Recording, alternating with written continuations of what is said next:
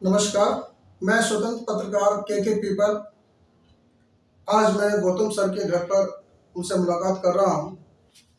चूंकि ये शिक्षक हैं, आज उनसे मैं चर्चा करूंगा एक राजनीतिक विषय को लेकर के। गौतम सर, स्वागत है आपसे मेरे कार्यक्रम में। नमस्कार। गौतम सर, जो आज का राजनीतिक माहौल चल रहा है, जो आज का राजनीतिक परिदृश्य है, वो इतना गिर रहा है कि उसकी कहने की कुछ हद नहीं है। जी जी तो जी, बिल्कुल सही कह रहे हैं आप। तो वो आप किस तरह से देखते हैं कि वो क्यों गिर रहा है एक शिक्षक के रूप में? मैं प्रथम नमस्कार करना चाहूंगा अभी अपने सभी श्रोताओं का, अपने दर्शकों का। आपने बहुत ही एक ऐसे स्तर का प्रश्न किया है जिसके स्तर के प्रश्न को देने के लिए मेरे को कई बार सोचना पड़ रहा है। मैं किसी राजनीतिक दल के विरुद्ध नहीं हूँ, मैं किसी व्यक्ति के विरुद्ध नहीं हूँ। मेरा कार्य समाज को दशा और दिशा देना है। लेकिन सच बात यह भी है कि वर्तमान में जिस स्तर की राजनीति और राजनीतिक स्तर विशेष रूप से सत्ता पक्ष कर रहा है, वो बहुत ही शोचनीय है, बेहद निंदनीय है।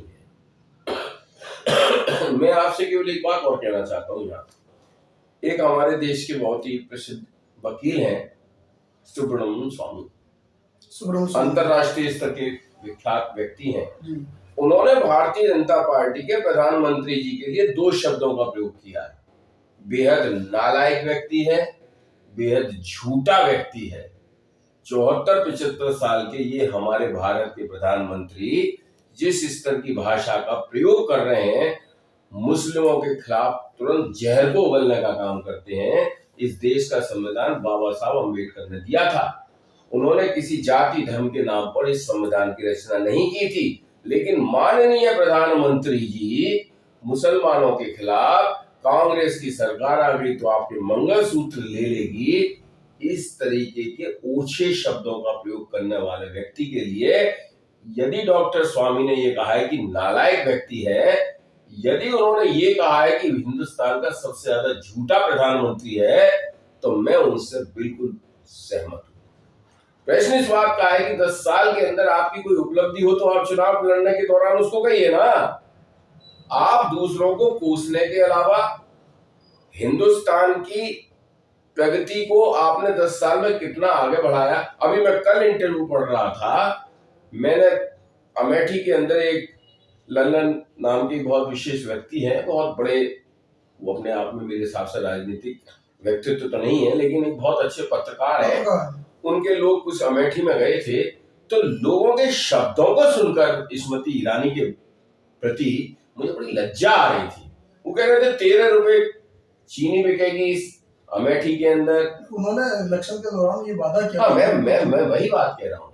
हिंदुस्तान के प्रधानमंत्री जी को अपनी भाषा जिस तरीके की वो गिरा रहे हैं, जिनका राजनीतिक स्तर इतना गिरा हुआ है कि मुझे अपने आप में अब शर्म आने लगी है ये कहने में कि मिस्टर मोदी हमारे देश के प्रधानमंत्री हैं। प्रश्न इस बात का है कि आप दूसरे लोगों की कमियों को ना दिखाकर अपनी उपलब्धियों का गुणगान करें।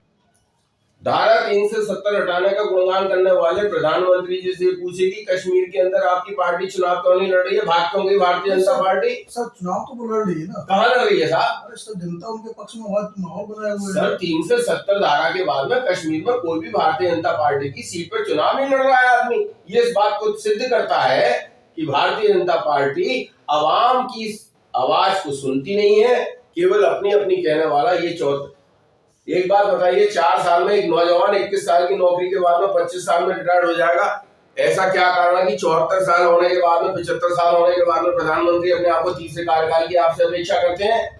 आप मुझे बताइए, 21 साल का आदमी 25 साल के अंदर रिटायर्ड हो जाएगा, वो क्या करेगा अपने आप में देश के अंदर? ये कौन सी अपने आप में पॉलिसी है? पाकिस्तान को लाना, मुसलमानों को लाना, हिंदुस्तान की आवाम को गाली देना है। सर, ये देश किसी के बाप की बपौती नहीं है। कोई मोदी जी के पिताजी ने देश नहीं बनाया है, अमित शाह जैसे तड़ीपार आदमी ने इस देश को नहीं बनाया है, 40 केस हटाने वाले योगी ने इस देश को नहीं बनाया है साहब। सर, मैंने एक चीज सुनी है, मैं कहीं बैठा हुआ था, इंटरव्यू ले रहा था किसी का, तो वही बोल रहे थे कि जो कांग्रेस ने एम्स बनाए हैं, वो 8 बनाए हैं अपने शासनकाल में। सर, भाजपा ने आज तक क्या बनाया लोगों को बेवकूफ बनाने के अलावा? वो कह रहे थे कि वो 23 जो है बाकी के सर लोग कागज के ऊपर बिल्कुल झूठ बना है। बोलने में इनका कोई सानी नहीं है। बेहद झूठी पार्टी है, बेहद जलील प्रधानमंत्री है, बेहद फरेब व्यक्ति है, तो सर जुमलेबाज प्रधानमंत्री है।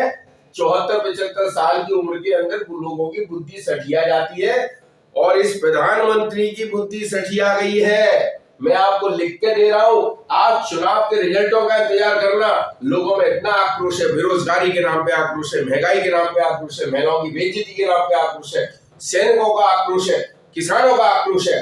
अरे किसी वर्ग को तो आपने संतुष्ट किया होता। मंगलसूत्र की बात करते हैं आप, कितने लोगों के कांग्रेस ने मंगलसूत्र छीन लिए। क्या बात करता है प्रधानमंत्री? बेवकूफ आदमी अपने आप में 75-74 साल का, बुद्धि भ्रष्ट है अपने आप में इसकी। चलिए, ये थे हमारे गौतम सर, जिनसे मैंने एक छोटी सी मुलाकात की राजनीतिक परिदृश्य को लेकर, गिरते राजनीतिक स्तर पर इनसे बात की। फिर से सर मैं आपसे मुखातिब होऊंगा किसी और विषय को लेकर के। अभी हम आपसे मिले कार्यक्रम के दर्शकों को छोड़ते हैं कि वो किस तरह से आज के राजनीतिक स्तर को देखते हैं और किस तरह से वो अपना राजनीतिक स्तर उठाना चाहेंगे। बहुत बहुत धन्यवाद। Thank you. नमस्कार, मैं एक अपील और करना चाहूंगा अपने सभी